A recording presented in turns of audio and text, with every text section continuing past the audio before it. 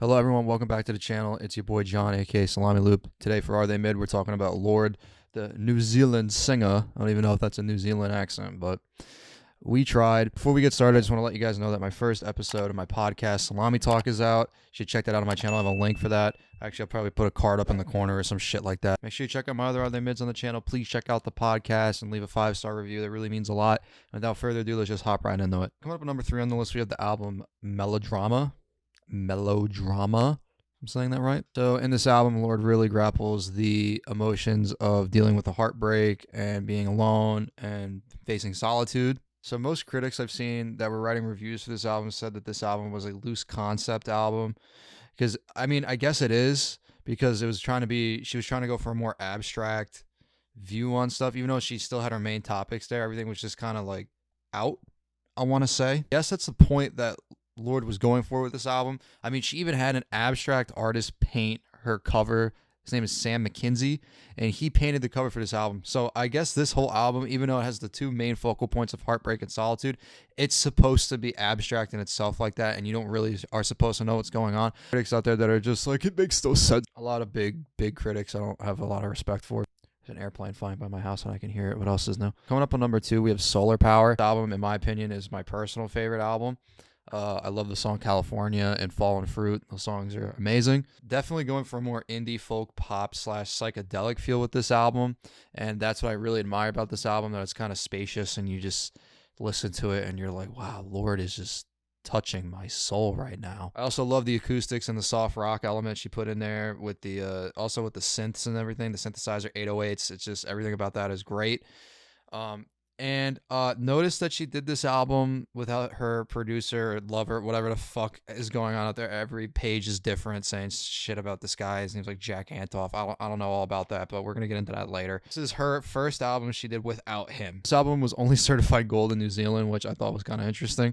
This album also digs into topics such as celebrity culture, fame, social life, grief, and an interesting one was reconnection with nature. And I guess Fallen Fruit was the one that did that, just because of the name. And once again, here we go with these fucking big ass critics saying, oh, it's a very average album, B rating. Everyone gave this album a B rating because, you know, the numbers didn't do good and la da da. This album is a great masterpiece of a fucking work, and I respect the shit out of Lorde for putting it out because it is so damn good. So coming up at number 1 on the list, I also do like this album, but it's number 1 on the list because of how impactful it was for pop culture and pop music and that whole genre of music in itself, and that is Pure Heroin. Her debut studio album fucking just eradicated the game. So this album touches on fame, teenage life, social status, consumer culture, stuff like that. So I read this in an article saying that the main focal point of this album was for her to just get her voice out there and focus more on her voice, because at the time she didn't really know how to play instruments correctly. So I mean, hey, you gotta, fuck it. Enemy, I'm assuming this is like just another reviewer, stated that her lyrics were boring in this album. My dude, have you not heard Royals? The point that I'm trying to get with this is, yeah, because that's the whole point of the fucking album. Because with this album, Lorde went and did something that no other pop person really went for, like pop artist. You know, mostly when you think of a pop artist, you think of upbeat, happy, good mood, you're really energetic, stuff like that. Where her, she went kind of more for like, like a very, I wouldn't say dark concept, but like a very more mellow-tone, somber, very not what you would expect from a typical pop album from a pop artist. And in the beginning, a lot of people were giving this album shit because it was not good and all this other stuff. And then as time went on, oh my God, how do I explain this? But in 2019, for the best influential and impactful album in the 2010s decade, if I mean, or 2010s, if I'm saying that right, in that decade, Pure Heroin surpassed Kanye West's My Beautiful Dark Twisted Fantasy. I don't know what else is up there, but the fact that it passed Kanye West's album, that's my favorite Kanye West album, and a lot of people will agree with that. And Kanye West, that album really just changed everything from hip hop. So for her to pass that album, for having such a big impact on pop culture and pop music as a whole, that is fucking insane to me, bro. Like, do you understand the caliber that you have to be at to do something like that? And this is your debut album that you put out? That is fucking crazy. I mentioned that this album also was 3 times certified platinum. So fuck what the critics say. 3 times certified platinum, bro. She's throwing up numbers. I'm gonna give Lorde a rating. I'm giving Lorde a 9 out of 10. Okay. I cannot believe the fucking shit she has done, bro. Like, she has, oh my God. The way that she changed pop music and pop culture and all that with one fucking album and just pushed the envelope with that is crazy. And all her other projects are very great in themselves too. That is insane. And her voice is just A1. And I'm pretty sure she taught herself how to play instruments as her, music career or artist career just went on. All these albums that she puts out are different.